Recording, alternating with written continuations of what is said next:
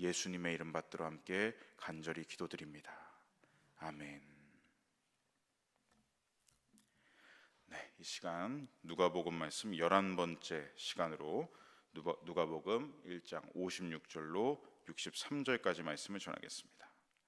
네, 지난 시간 말씀을 통해서 우리는 마리아 찬가, 일명 마리아 찬가라고 불리는 이 본문을 전반부와 후반부로 나뉘어서 함께 살펴보았습니다. 마리아는 하나님을 이렇게 찬양했습니다. 아브라함에게 약속하셨던 너는 복이 될지라 그 복의 약속을 반드시 이루어 주시고 마침내 성취하시는 하나님을 찬양했고, 우리를 긍휼히 여기시는 하나님, 우리를 사랑하심으로 그 약속을 이루시는 하나님을 찬양했습니다. 권세 있는 자를 내리치시고 비천한 여종인 나에게 그 복의 약속을 이루시는 하나님을 찬양했고, 사탄이 지배하는 세상의 가치관, 이 깨어진 질서를 다시 하나님 나라의 질서로 재편하시는 하나님, 그 하나님을 찬양하는 마리아를 볼 수가 있었습니다. 하나님의 긍휼과 사랑은 대대로 영원하시다. 이것이 마리아 찬가의 마지막 마리아의 찬양이었죠. 자, 그렇게 사가랴의 집에서 엘리사벳과 함께 하나님을 날마다 찬미하고 기쁜 마음으로 식탁 교제와 영적 교제를 이어가며 석 달 정도를 마리아가 이곳에서 지내게 됩니다. 그리고 56절에 나온 대로 마리아는 석 달 뒤에 자기 집으로 돌아갑니다. 오늘 본문은 그렇게 마리아가 자기 집으로 돌아갔다, 그리고 다시 어디를 주목하고 있습니까? 사가랴와 엘리사벳의 가정으로 다시 그 초점을 옮기고 있습니다. 앞서 살펴본 누가복음 1장 1절부터 56절까지는 어떤 내용이었습니까? 모두가 하나님께서 약속해 주시는 내용, 그런 말씀이 기록되어 있었습니다. 5절로 25절까지는 요한의 출생에 대한 하나님의 약속이 기록되어 있고, 26절로 56절까지는 예수님의 탄생에 관한 약속이 기록되어 있습니다.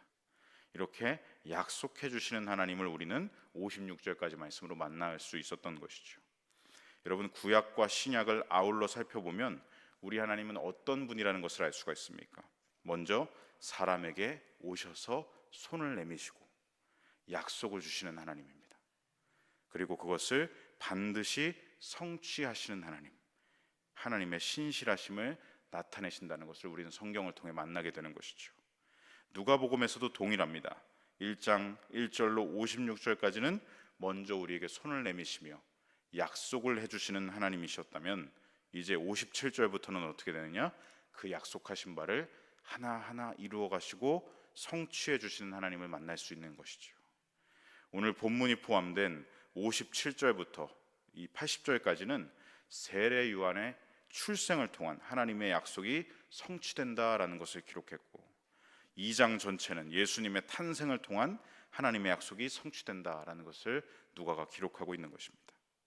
오늘 본문 말씀을 통해 하나님의 약속이 어떻게 성취되고 있는지를 저와 여러분이 함께 살펴보는 시간을 갖겠습니다. 자, 먼저 57절로 58절까지 말씀을 우리 화면을 통해서 함께 읽어보겠습니다. 엘리사벳이 해산할 기한이 차서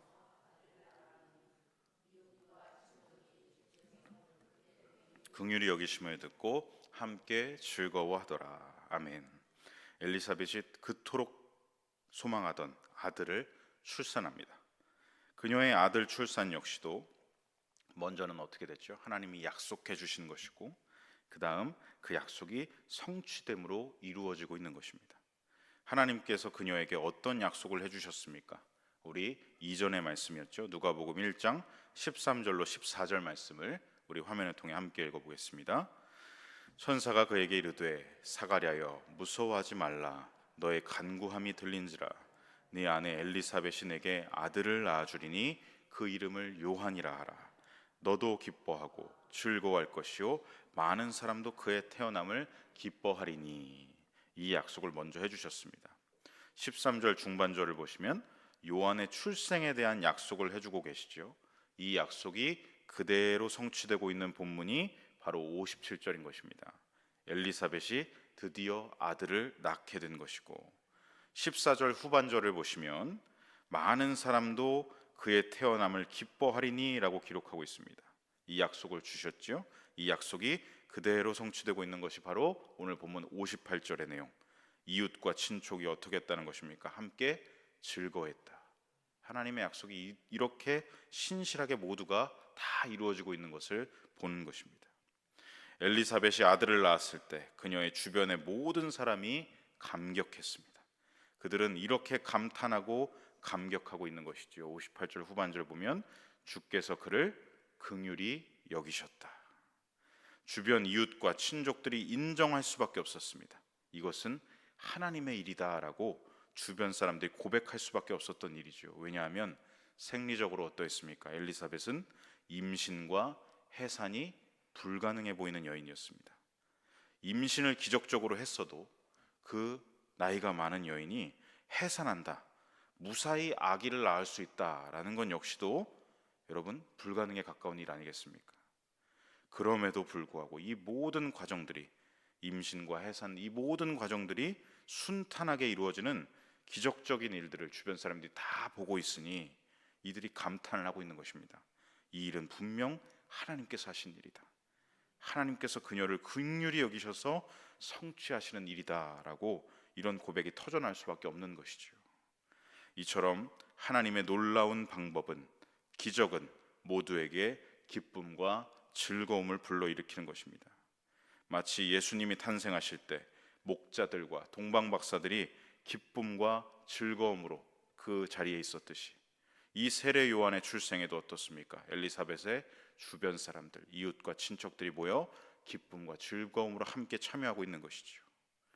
기독교 신앙은 이러한 것입니다. 전능하신 하나님을 경험하고 하나님의 일하심을 경험하는 인격적 만남이 이루어지고 우리가 살아계신 하나님을 나의 하나님으로 만남으로 진정한 신앙생활이 이어지는 것이죠.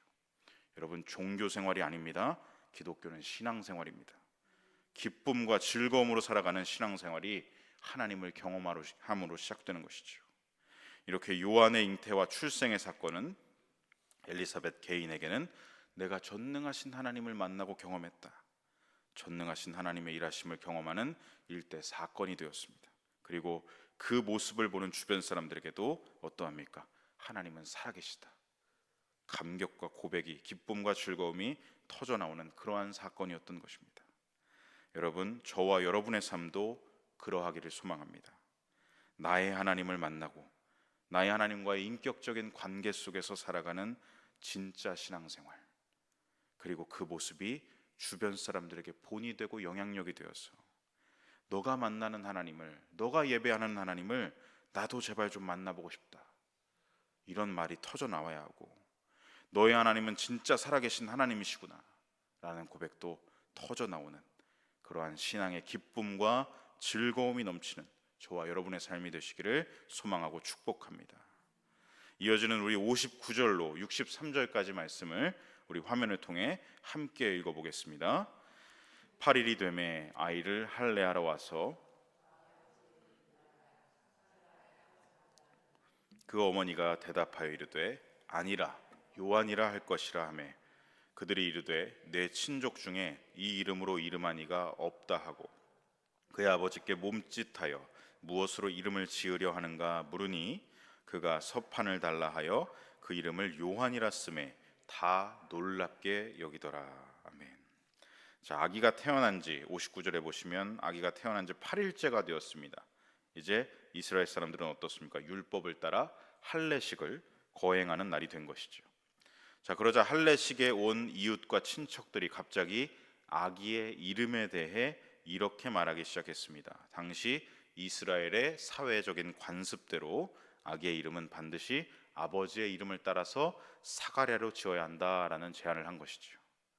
우리나라의 전통 풍습과는 정반대입니다. 우리 문화에서는 어떻습니까? 아버지의 이름을 한 글자라도 자식이 사용하면 무례한 일이 되지요. 하지만 서양의 경우는 이 문화가 정반대인 것입니다.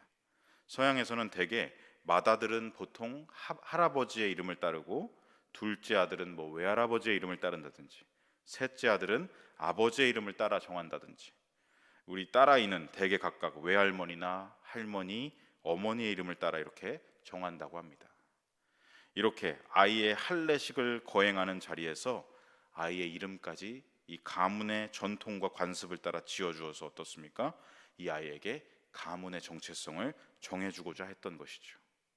자식을 갖기 어려운 이 집안에 이렇게 귀한 아들을 주셨으니 집안 대대로 이어진 관습과 방법대로 아버지의 이름을 그대로 이 아이에게 주어서 축복하려 했던 것입니다.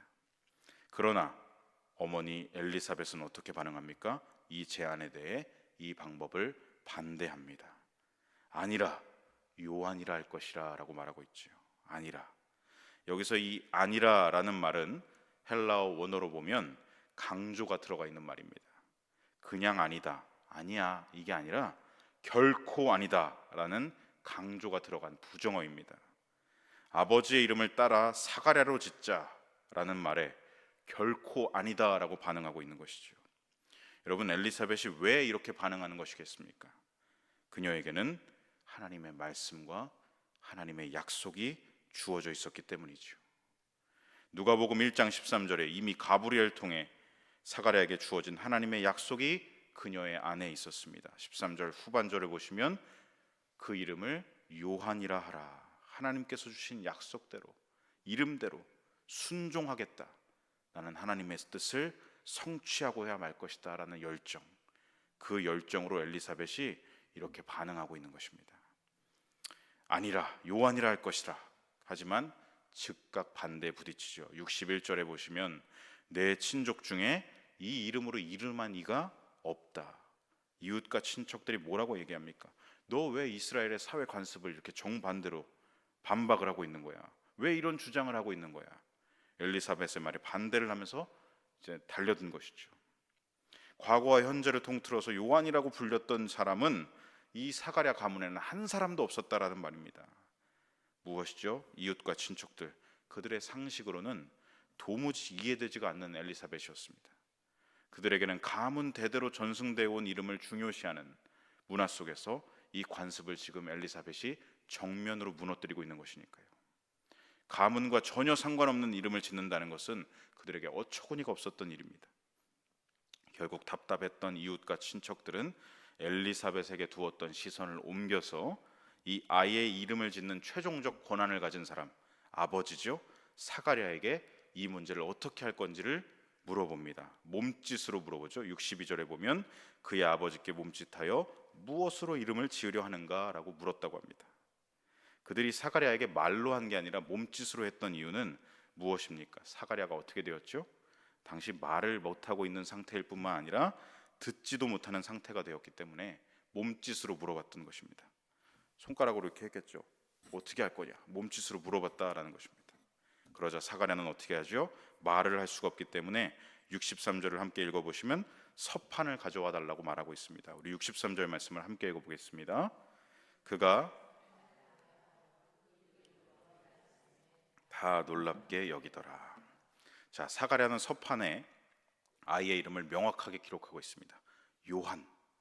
그러자 어떻게 하죠? 모두 다 놀라고 맙니다. 어떤 상황입니까? 사가랴는 현재 들을 수가 없습니다. 그러니 부인인 엘리사벳이 방금 전에 아니라, 결코 아니라, 요한이라 지을 것이다 라는 말을 들을 수가 없었을 것입니다. 그러니까 사람들이 놀라는 것이죠. 어떻게 부부가 이렇게 아이의 이름에 대해 같은 생각, 한 마음을 가지고 있는가 놀랍고 기이했던 것입니다. 자, 성도 여러분, 이 부분에서 부부의 생각이 어떻게 이렇게 같을 수 있었을까요? 사가랴와 엘리사벳이 사전 모의를 했던 걸까요? 당시 이웃과 친척들은 앞의 상황들을 모르지만 저와 여러분은 이 말씀을 보아왔기 때문에 알고 있습니다. 가브리엘이 사가랴에게 전했던 13절의 말씀을 기억해 보십시오. 그 이름을 요한이라 하라. 이 이후 사가랴는 말 못하는 사람이 돼서 집으로 돌아왔지만 어떻게 했겠습니까? 자신이 경험했던 모든 일들을 글로 적어서 아내인 엘리사벳에게 전달했을 것입니다. 그리고 아이를 잉태하고 출산하는 순간까지 하나님의 살아계심의 역사를 경험한 이 부부는 출산하는 날까지 다짐했을 것입니다. 우리 하나님의 말씀을 계속해서 마음에 품고 하나님의 말씀에 순종하자. 그렇게 사가랴와 엘리사벳 부부는 하나님의 말씀에 순종하여 이들의 순종으로 하나님의 약속이 성취되어 아들의 이름은 요한으로 불리게 되는 것입니다. 요한이란 이름은 하나님은 내게 은혜로우시다라는 뜻입니다. 그렇습니다. 이 이름의 뜻대로 하나님께서는 엘리사벳과 사가랴 부부에게 참으로 은혜로운 분이십니다. 여러분, 그들에게만 은혜로운 분이 아니시지요. 하나님은 저와 여러분에게도 은혜로운 분이십니다. 하나님의 크신 은혜를 힘입었기 때문에 저와 여러분이 구원을 얻은 성도가 된 것, 그것입니다. 그 은혜를 입은 성도는 여러분, 이 사가랴와 엘리사벳과 같은 삶을 살아가야 할 줄로 믿습니다. 무엇입니까? 하나님 말씀에 순종하는 삶입니다. 하나님의 약속이 성취되도록 내 고백을 드리고 내 삶을 하나님께 내어드리는 것이 성도의 삶입니다. 여러분, 전통과 관습은 중요한 것이지만 그렇다고 전통과 관습이 하나님의 뜻보다 위로 올라갈 수는 없는 것이죠. 이스라엘 장로들의 유전, 전통을 만들어서 그것을 마치 하나님께서 주신 명령, 율법처럼 여겼던, 사람이 만들어 놓은 전통을 율법과 거의 동급으로 생각했던 사람들이 있습니다. 우리 주일 예배 때마다 듣고 있는 말씀이죠. 누구지요? 바리새인들입니다. 여러분, 하나님의 말씀을 사람이 만든 전통과 관습과 동급으로 만드는 그러한 모습이 되어서는 안 되겠습니다. 하나님께서 이루시는 성취에 있어서 말씀보다, 하나님의 말씀의 권위보다 인간의 관습이 더 높은 권위가 주어진다면, 아마 사가랴와 엘리사벳은 그렇게 물들어 있었다면 이 아이의 이름은 아마 요한이 아니라 사가랴가 되어 있을지도 모르겠습니다. 주변 사람들에게는 분명 왜 이렇게 고집을 부리는가 싶었을 것입니다. 아이의 이름을 요한으로 짓겠다는 부부의 이 주장은 완고한 고집처럼 느껴졌겠지만, 여러분 기억하십시오. 이들의 아니라 요한이라 지을 것이다, 이 모습은 하나님 보시기엔 어떠한 모습입니까?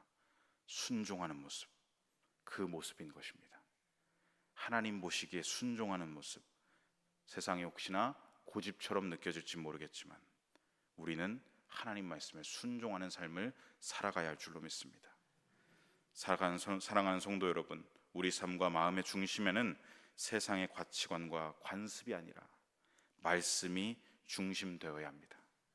말씀이 중심되어 우리가 순종하면 주기도문의 기도가 우리 삶에 이루어질 것입니다. 주님의 나라와 주님의 뜻이 이 땅 가운데 이루어지기를 기도하는 그 기도가 우리의 순종을 통해 성취되고야 말 것입니다. 내 나라와 내 뜻이 아니라 누구의 나라이죠? 주님의 나라와 주님의 뜻이 이루어지는 일, 하나님께서 우리의 순종을 통해 당신의 뜻을 성취하시는 것입니다. 여러분, 이것이 얼마나 영광스러운 일인지 아십니까? 하나님의 뜻이 성취되는 일에 우리를 동역자로 삼으신 것입니다.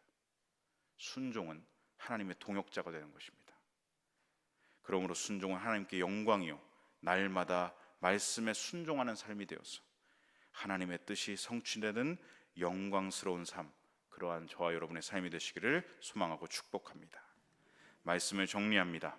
여러분, 기독교 신앙은 전능하신 하나님을 경험하는 것이고 하나님의 일하심을 경험하는 인격적 만남입니다. 살아계신 하나님, 누구의 하나님, 아빠의 하나님, 엄마의 하나님이 아니라 나의 하나님을 내가 만나는 것입니다. 종교 생활이 아니라 진정한 신앙 생활로 나아가는 것입니다. 그 모습이 주변에게 본이 되는 것이고 영향력이 되는 것입니다. 만약 내가 나의 의를 드러내고 내 열심을 보이려 하고 그 열심을 자랑으로 삼고자 한다면, 높은 자리에 내가 앉고자 한다면, 바리새인과 같은 그런 종교 생활을 하려고 하고 있다면 주변 사람들에게 느껴지겠죠. 믿는 사람들에게나 믿지 않는 사람들에게나 결코 덕이 될 수 없을 것입니다. 아무런 영향력도 없는 것입니다. 허울과 껍데기만 남은 외식하는 종교 생활. 여러분, 가짜는 가짜로 드러나는 것이고 진짜는 진짜로 드러나는 것이죠. 살아계신 하나님과 인격적인 교제 속에 내가 살아가고 있다면 그 진짜는 주변에 진짜로 증명되는 것입니다. 주변에서 나도 너의 하나님을 만나보고 싶다, 이 말이 터져 나오시기를, 너의 하나님은 정말 살아계신 하나님이시다, 이 고백을 들으시는 그러한 진짜 신앙생활을 살아가는 저와 여러분 되시길 소망합니다. 그러기 위해서는 어떻게 해야 되죠? 언제나 하나님의 말씀이 내 중심에 있어야 합니다. 언제나 하나님의 말씀을 중심에 모시길 바랍니다. 세상적인 가치관, 내 고집, 인간적인 관습이 여기 있는 게 아니라 하나님의 말씀이 여기 있어서 그걸 붙잡고 사는 삶, 하나님의 말씀이 내 마음과 삶의 중심되어서 언제나 하나님의 뜻에 순종하는 삶, 하나님의 약속이 성취되도록 나의 삶을 내어드리는 삶, 주님의 나라와 주님의 뜻이 삶 속에 이 땅 가운데 이루어지는 축복의 통로가 되는 삶, 그러한 저와 여러분의 삶이 되시기를 간절히 소망하고 축복합니다. 아멘. 기도하겠습니다. 이는 너희가 흠이 없고 순전하여 어그러지고 거스르는 세대 가운데서 하나님의 흠 없는 자녀로 세상에서 그들 가운데 빛들로 나타내며 생명의 말씀을 밝혀 나의 다름질이 헛되지 아니하고 수고도 헛되지 아니하므로 그리스도의 날에 내가 자랑할 것이 있게 하려 함이라. 아멘. 우리를 통해 하나님 당신의 뜻을 성취하시고자 하시는 하나님 아버지를 오늘 말씀을 통해 만납니다. 오늘 주신 말씀과 같이 저희들의 하루하루의 삶이 살아계신 하나님과의 인격적인 만남이 있는 삶, 교제가 있는 삶, 친밀함이 넘치는 삶 되게 하여 주시옵소서. 허울과 껍데기만 남은 종교 생활이 되지 않게 하시고 내 의와 자랑만 가득 찬 종교 생활이 되지 않게 하시고 살아계신 하나님을 오늘보다 내일 더 알아가고 하나님을 닮아가는 신앙생활이 되게 하여 주시옵소서. 성숙한 신앙으로 주변 사람들에게 본이 되게 하시고 하나님의 영광을 이루어드리는 저희들 되도록 인도하여 주시옵소서. 언제나 저희들의 마음과 삶 중심에 하나님의 말씀을 두고 간직하기를 원합니다. 날마다 말씀하여 주시옵소서. 또한 그 말씀에 순종할 수 있도록 보혜사 성령이시여 말씀으로 저희들을 주장하여 주시옵소서. 주님의 나라와 주님의 뜻이 이루어지는 하나님의 뜻을 이루시는 성취하심을 위해 저희들을 감히 그 동역하는 영광을 위해 불러주신 줄로 믿습니다. 이 감격 속에 날마다를 살아가게 하여 주시옵소서. 오늘도 성경을 통해 말씀해 주심을 감사드리며 우리 구주 예수님의 이름 받들어 간절히 기도드립니다. 아멘.